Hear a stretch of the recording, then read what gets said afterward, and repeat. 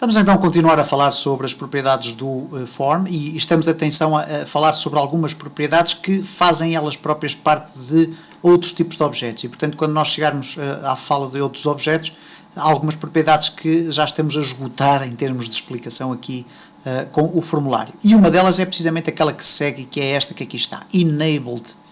Enabled quer dizer disponível ou indisponível, não é? E este valor enabled é do tipo booleano, o que quer dizer que é verdadeiro ou falso. Se eu colocar false, o que vai acontecer é que o meu formulário fica inacessível. Isto é, eu, neste caso, posso continuar a mexer nele, mas todos os objetos que eu colocar aqui, eu vou fazer aqui uma pequena experiência, reparem, eu vou colocar aqui um botão, ok? E se eu agora tiver no meu formulário false, reparem o que é que acontece, o meu botão fica inacessível. Porquê? Porque tudo aquilo que estiver contido dentro desta minha janela vai ficar desabilitado, isto é, fica inacessível ao utilizador. É evidente que se eu colocar aqui true, que é o valor por defeito, eu vou acionar e cá está o meu botão pronto a que eu o possa clicar. Ok? Portanto, isto é muito importante e atenção a um aspecto interessante sobre o enabled, é que é uma das propriedades mais transversais a todo tipo de objetos. Nós podemos ativar ou desativar os objetos, alterando para isso a variável enable. Okay? Outra variável também presente em muitos controles ou objetos é o font. Isto é o tipo de letra. E reparem que agora, quando eu clicar aqui, vai-me surgir um quadro onde permite escolher o tipo de letra. Claro que o tipo de letra que eu vou escolher aqui são as letras que estão instaladas no meu sistema operativo. E isto é preciso ter alguma atenção porque se nós vamos escolher um tipo de letra, por exemplo esta Palatino Linotype, por exemplo, poderá ser um tipo de letra que no sistema operativo do utilizador de destino, isto é, do cliente, não estar instalada. Ora, das duas uma, ou ele terá que instalar, ou nós teremos que criar as circunstâncias para ele instalar este tipo de letra, ou então será assumida uma letra por defeito. E, portanto, é preciso ter sempre muito cuidado. É evidente que se nós utilizarmos uma letra do tipo Arial, é quase certo que o utilizador de destino vai ter esta letra instalada, porque ela é instalada, faz parte do próprio sistema operativo. E temos aqui, então, todo o tipo de propriedades que nós podemos alterar.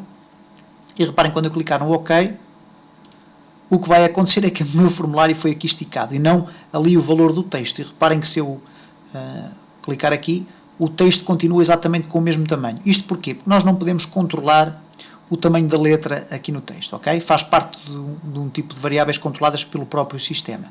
O que ele nos permitiu fazer foi alterar o tipo de letra que genericamente é usada dentro dos objetos que estão aqui no formulário. Se eu arrastar para aqui um botão, ele vai aparecer já com este tipo de alteração das propriedades. Não é a forma mais correta de o fazer.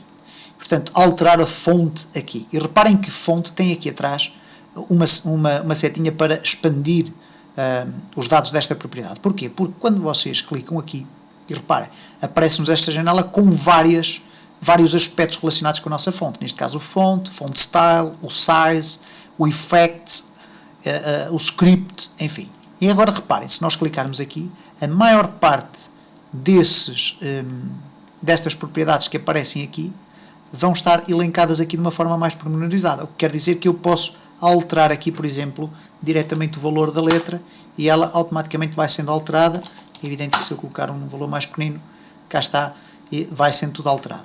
Ora, eu dizia que a forma mais correta para se fazer esta alteração não é fazê-la na forma, mas sim independente em cada objeto, ok? E, portanto, no entanto, a propriedade fonte tem este tipo de apresentação em qualquer objeto que contenha essa propriedade fonte. Portanto, será sempre apresentada desta forma, não irá conter nem mais nem menos do que este tipo de apresentação. Ok? Vou aqui apagar o botão. Falamos então sobre fonte, vamos aqui procurar mais uma. Já vimos aqui o forecolor. Em contrapartida com o backcolor, o forecolor define-me qual é a cor do texto. Ok? E mais uma vez, neste caso, no nosso formulário, não faz grande sentido estarmos a alterar a cor do texto, uma vez que nós não temos texto no formulário. Iremos ter texto dentro de objetos que podem conter texto. Ok? No próximo vídeo vamos falar de uma forma mais específica sobre o Form Border Style, porque contrariamente ao que parece, não se trata apenas de uma propriedade visual, trata-se de uma propriedade que define o comportamento da minha form.